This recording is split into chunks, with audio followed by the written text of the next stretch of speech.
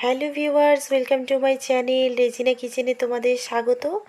আজকে আমি যে রেসিপিটি করব সেটা হচ্ছে উত্তরবঙ্গের সবচেয়ে জনপ্রিয় আরেকটি খাবার হলো কচু পাতার ছেঁকা। তার জন্য কচু পাতাগুলোকে আমি ভালো করে একটা গামলার মধ্যে কেটে নিচ্ছি। প্রত্যেকটাই এভাবে কেটে নেব। কেটে নেওয়ার পর এবারে আমি জল দিয়ে এটাকে ভালো করে ধুয়ে নেব। খুব ভালো করে কিন্তু কচু পাতাগুলোকে ধুয়ে নিতে হবে। একটু সময় নিয়েই ধুবেন, কেননা এই কচু পাতাতে অনেক ধুলো বালি থাকে, সেজন্য এগুলোকে সময় নিয়ে ধুয়ে নিতে হবে। ধুয়ে নেওয়ার পর আমি একটা গামলার মধ্যে কচু পাতাগুলো রেখেছি। এবারে একটা ছোট বোল সেটের মধ্যে রসুনের কোয়া আর কাঁচা লঙ্কা আমি ধুয়ে এটাকে রেডি করে নিয়েছি।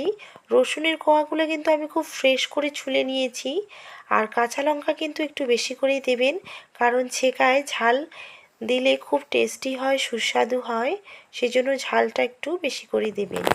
সামান্য জল অ্যাড করলাম একটা গামলার মধ্যে, দিয়ে দিলাম একটু সামান্য পরিমাণে লবণ। তারপরে আমি দিয়ে দিলাম খাবার সোডা, 3 চামচের মতো খাবার সোডা আমি দিয়েছি। আপনারা আপনাদের পরিমাণ মতো সোডা ইউজ করবেন। এটাকে কিছুক্ষণ একটু টকবক করতে দেব।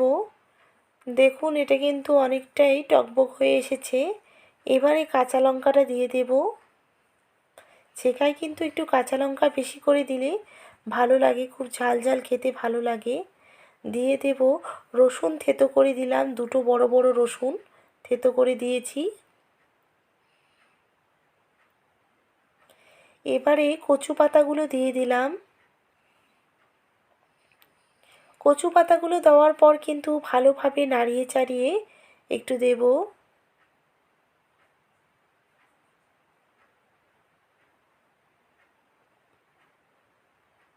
ভালোভাবে ঘন ঘন নাড়িয়ে চাড়িয়ে একটু দিতে হবে।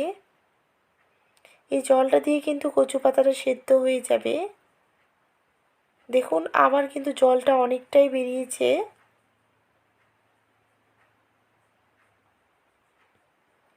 এভাবে নাড়িয়ে চাড়িয়ে দিতে হবে যাতে কচু পাতাটা ভালো করে সেদ্ধ হয়, সেজন্য ঘন ঘন নাড়িয়ে দেবেন।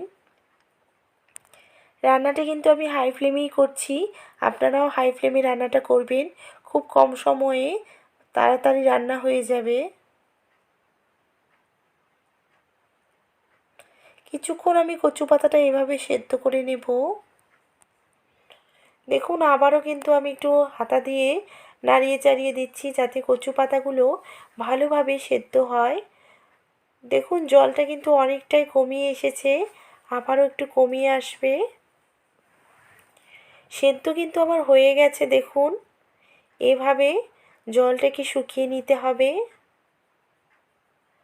আমার কিন্তু রেডি হয়ে গেছে কচু পাতার ছেঁকা। আপনারা বাড়িতে এটা তৈরি করুন, আর প্লিজ আমার চ্যানেলকে অবশ্যই সাবস্ক্রাইব করবেন। আর আমার ভিডিওগুলো দেখার জন্য আপনাদেরকে অনেক অনেক ধন্যবাদ।